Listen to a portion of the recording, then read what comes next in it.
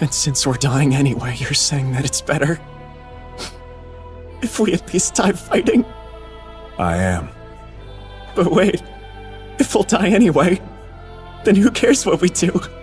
We could just disobey your orders, and it wouldn't mean a thing, would it? Yes, you're precisely right. Everything that you thought had meaning, every hope, dream, or moment of happiness, none of it matters as you lie bleeding out on the battlefield.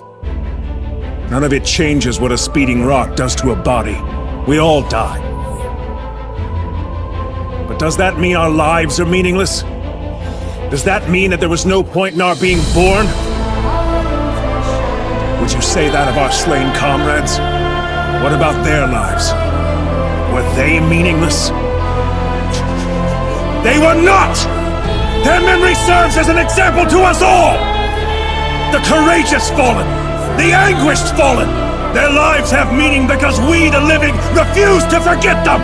And as we ride to certain death, we trust our successors to do the same for us!